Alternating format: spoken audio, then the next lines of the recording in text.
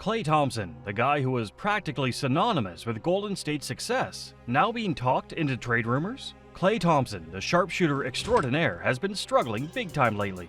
Like, the Warriors are on a losing streak, and it's not just a little dip. It's a full-blown roller coaster ride to the bottom.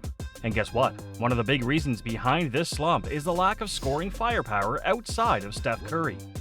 People are actually suggesting that maybe, just maybe, it's time for Golden State to bid adieu to Klay Thompson. It's not just Kendrick Perkins stirring the pot here. Word on the street is that Klay's eyeing a fat paycheck with a max contract extension. Now, don't get me wrong, we all love Klay, but let's be real here. Asking for the moon and stars might be a tad unrealistic.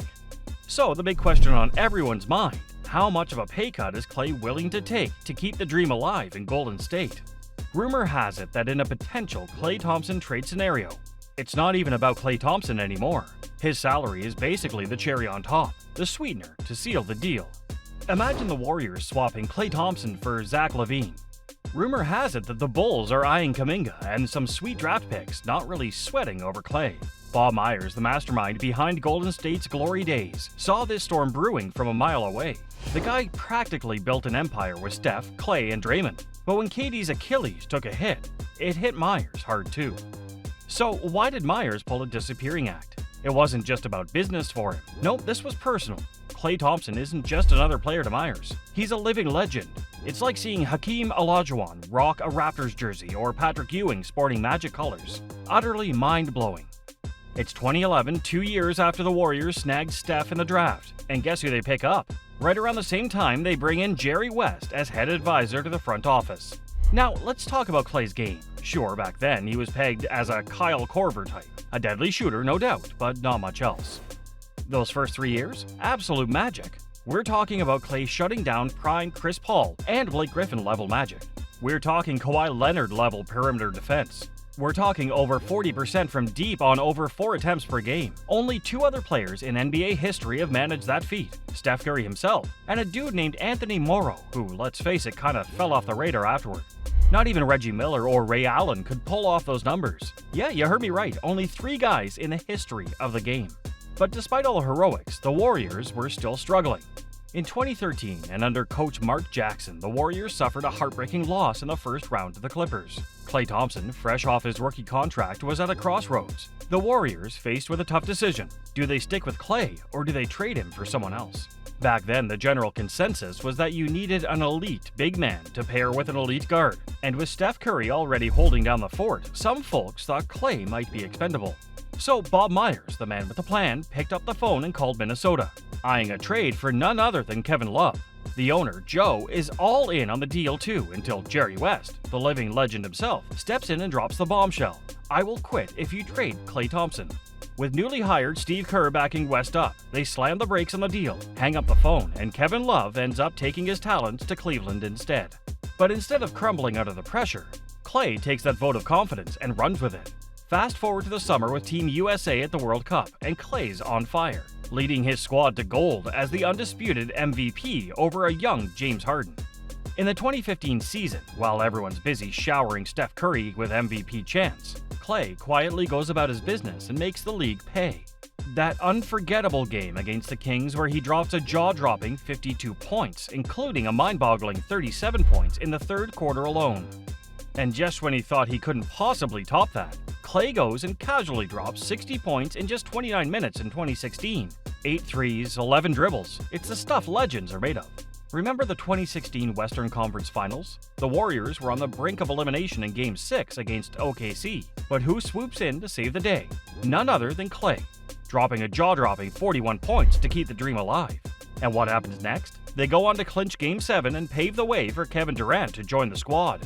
Fast forward to 2018, Game 6 against the Rockets. The Warriors are down by a whopping 32 points, but does Klay throw in the towel? He goes off, hitting an insane number of 143 shots and scoring 35 points to force Game 7.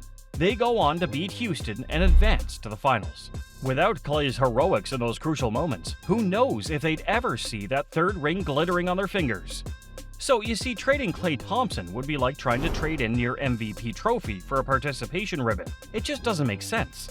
He's been the backbone of this franchise, the glue that holds it all together. Sure, they might need a bit more offensive power to ease the load on Steph, but trading away Klay? That's like trying to sell ice to an Eskimo. It ain't happening. Chris Paul got a hefty contract, but if they want to snag a star like Zach LaVine, CP's gotta be in the mix, not Klay. And sure, Klay might be feeling a bit insecure about his recent struggles on the court. Remember when Devin Booker called him washed? But did Klay back down? No. He showed him those 4 shiny rings and shut down the doubters in style. And when Charles Barkley took a jab at him on national TV? Remember when Klay Thompson was that unstoppable force on both ends of the court? Yeah, those were the glory days, but let's face it, he's not the same guy anymore. And you know what? Injuries are to blame. It's like trying to run a marathon with a pebble in your shoe. It's gonna slow you down, no matter how hard you try. But is Klay done? Is he ready to hang up his sneakers and call it quits? Sure, he's slowing down, and yeah, frustrations start to creep in. But here's the thing. How he responds to all this is going to be the deciding factor in his future with the Dubs. Let's be real. Klay knows he's not the same player he was before the injuries. But hearing it out loud? It's like someone telling you all your hard work was for nothing. But you know what? Klay's not one to back down from a challenge. If anything, it's going to fuel his fire to come back even stronger. If Klay takes a massive pay cut, he might not be the same player he once was. Booker was right. Barkley was right. Half the money might mean half the player. But here's the thing about Klay. He's a competitor through and through. He's not going to go down without a fight. And if there's one thing we know about Klay, it's that he's got heart for days. But hey, maybe, just maybe, reality starts to sink in. Maybe Klay realizes that being 34 with an Achilles and ACL tear actually matters. Maybe he starts thinking about life beyond basketball, about hanging up his jersey and taking it easy. And let's not even get started on the Lakers series. It's like Klay couldn't buy a bucket if his life depended on it. 4 games straight, he couldn't find his rhythm. And this season, well, let's just say it's been a bit of a rough patch for our boy Klay. Despite his struggles, we still believe the Warriors would rather trade Chris Paul to snag another star than let Klay walk away for nothing. It's a tough pill to swallow, but hey, that's the harsh reality of the business side of basketball. Now, when the offseason rolls around, it's going to be decision time for Klay. Will he swallow his pride and take a pay cut, or will his ego get the best of him?